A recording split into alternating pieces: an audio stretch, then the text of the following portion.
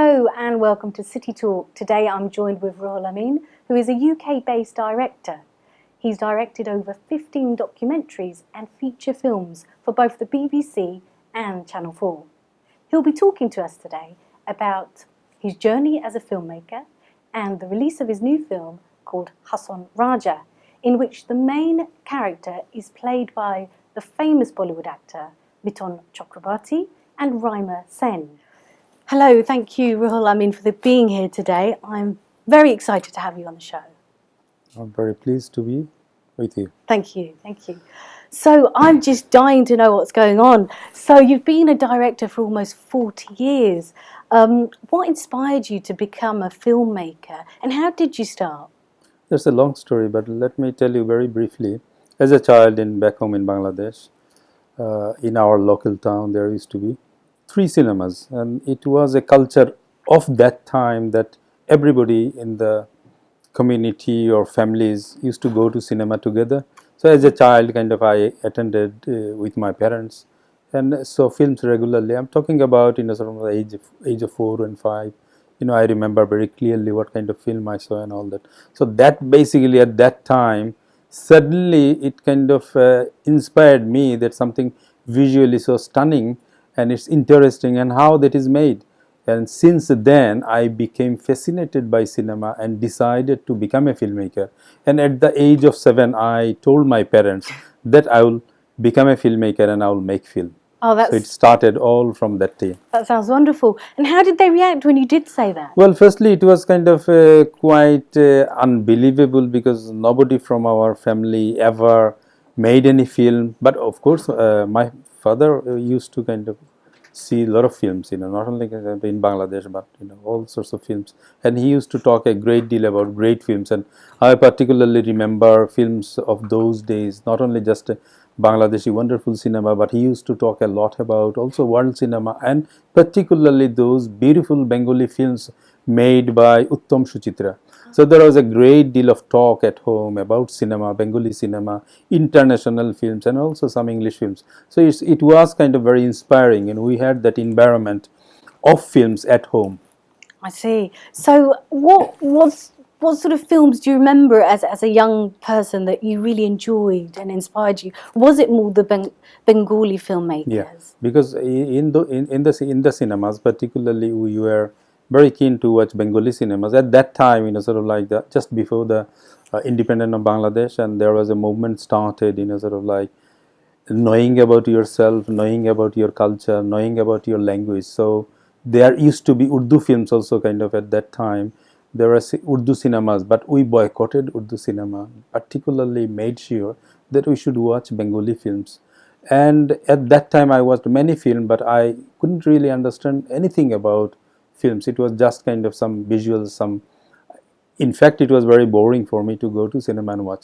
But one particular cinema which I remember, I became alive and something in that film moved me. That was a film by Subhash Datta, a renowned filmmaker in Bangladesh. His name is Subhash Datta, and he made a film called Choudhury. And I, without really understanding much, I saw some beautiful images and storyline in that film.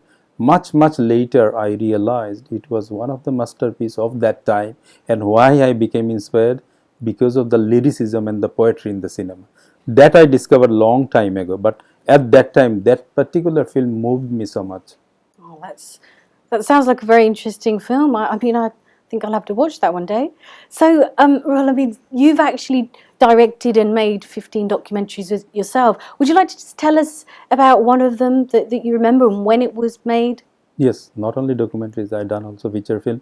Right. The first film which I done, so after that, our family moved to England, and I started running around, just thinking about. I was at school, But my main concern was how do I become a filmmaker. Of course, in the community, I did ask to many people, where do I go and learn about filmmaking? Nobody could give me an answer. But finally, I ended up buying a camera from Dog Market, a Super 8 camera or another camera which I bought. It's almost 16mm in those days. It's called Bolex camera anyway. And I started filming and all that. But finally, I found a film workshop on Bethnal Green Road called Four Corner. and there are some professional filmmaker, and I started attending their classes. But at the same time, soon after school, I joined a British film industry as a trainee. I worked for a couple of hours and became an assistant film editor. Then I became a film editor. I worked in various Channel 4 companies. And in 1979, I made my first documentary on community about the cultural activities called Flame in My Heart. That was for Channel 4. And soon after that, I made a film called A Kind of English, which was a feature film. And that film kind of earned a critical success, and it was shown all over the world and particularly won many awards. So the whole kind of journey started from that. Soon after that, I went to film school. After making 2 3 films, I had that curiosity, what do they really teach in film school? Right. Of course, I learned filmmaking by practically working in the industry, but that film institute kind of taught me a lot in terms of film theories, and all these wonderful filmmaker came and lectured and all that. So that was a bonus. But I learned filmmaking by working hard. Extremely, it was hard, working in British film industry, firstly carrying film cans, and in those days films were made on 16 millimeter, and then as an assistant film editor, you have to find every single strip of film, for the editor, and you have to hand over and all that. So it was an extremely hard and tough journey. But of course, finally my aim was to become a filmmaker. So I directed 2 films and then went to film school, came out and set up my own independent company, and since then made about 15 16 documentaries and feature film. That sounds absolutely wonderful. So, when we think about filmmaking, did you actually write the story for A Kind of English? Did it come from you? Yes.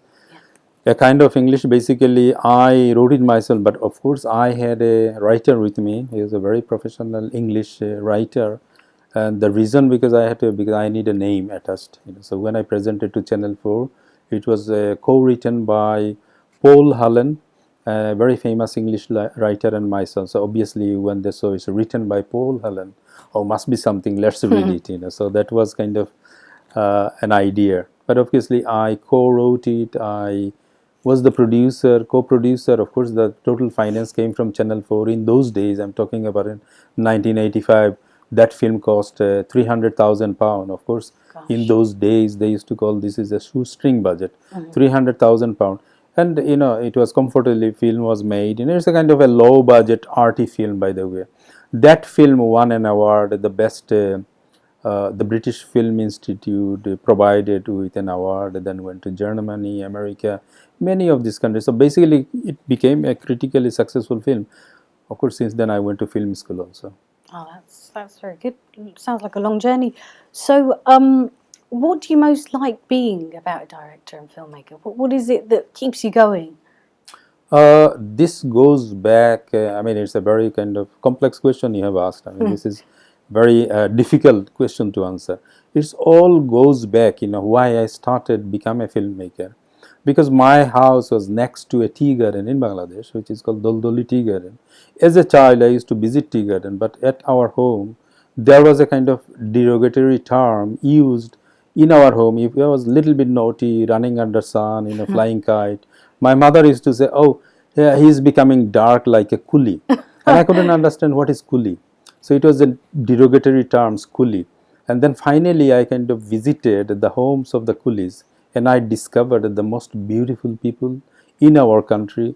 They have small houses, very clean, better than us. And I couldn't, as a child, I couldn't understand why they were called coolie and that derogatory terms. And that offended me. And I decided at that time, at the age of 7, I have to make a film on their life and show to our community they are the better people than us. So it's a kind of a, I would say, if I analyze myself now, it's a very humanistic feeling, which kind of, the whole thing was sparked from a very little, from my childhood. And soon after that, when I came to this country, we became the victims of racism. All the way through, we had a tough struggle to kind of establish our community in the East End and kind of grow up. So basically, the whole thing of discovering the differences between people and understanding the plight of normal human being. Oh, I see. So the whole kind of spirit and inspiration is just to talk about people's story. I see. I guess it increases tolerance once we understand where people are coming from and finding out more about the coolies or any other sort of race, really. So now, I understand you're releasing a film called Hassan Raja later this year. And can you tell us a little bit about that? Yeah, I mean, this is, I could again connect with that, the previous question. So, this is again something to do that, with that. A lot of people kind of told me, why are you making Hassan Raja? Because you're a British filmmaker, you could have done something here.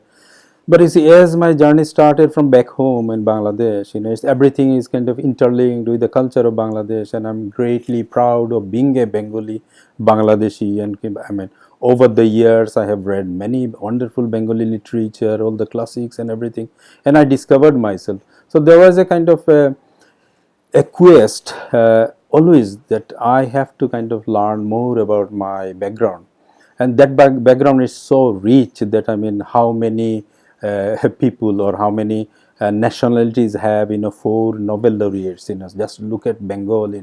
Rabindranath Tagore, Amartya Sen, then Eunice, and then all these, I have forgotten her name, that person in West Bengal, Mother Teresa, by the way. So if you just look at Bengal, kind of what they provided, what they gave to the world, and I am being part of that, it's a great inspiration.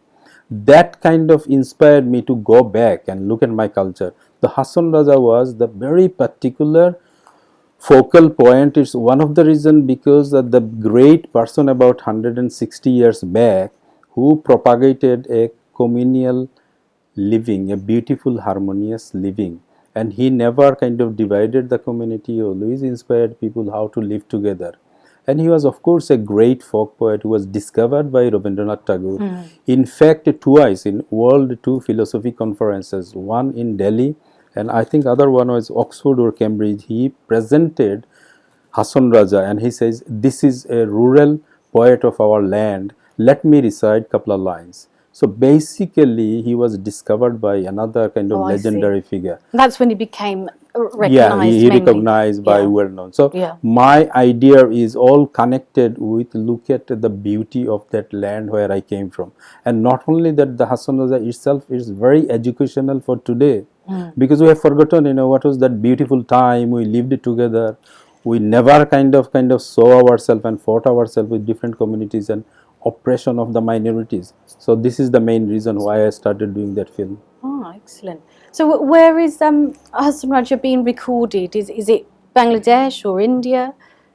The filming took place in Bangladesh, and because it's a joint production by UK, Bangladesh, and India, a lot of these technicians, and of course, came from India, because this is a major kind of epic scale film, and it's costing a lot of money. So I had to have all these kind of wonderful kind of technicians, and Will there be songs in it?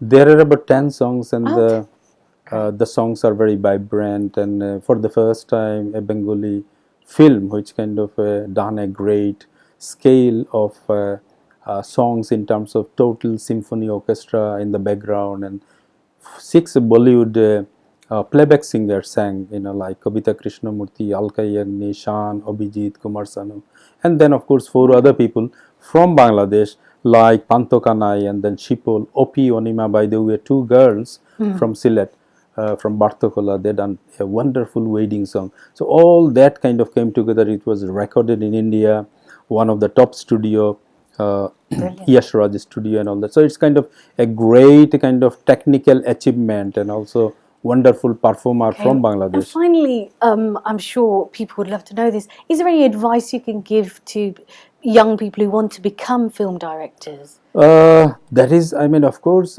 nowadays the kids are so smart, they can make a film with their mobile. So I yeah. cannot really give any advice. So the Smartphones. filmmaking, yeah, the filmmaking is something which has to come from inside.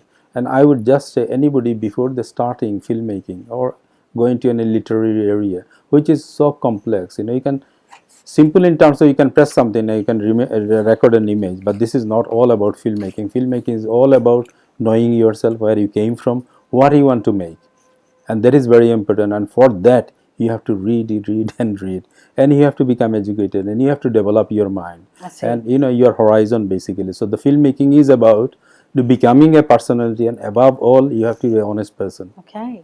Well, that's brilliant. We're just about run out of time now, Ruhul Amin. Thanks ever so much for being here today. I think we've all learned so much about the film industry and most of all your journey. I think we need to have a film about you at some stage. So that's great. Thank I'll you. say thank you very much for inviting me, and Thank you. lovely talking to you. Great. Thank you for watching City Talk. That's it for now, but do join me for the next show where we'll be joined by some more extraordinary and inspirational guests.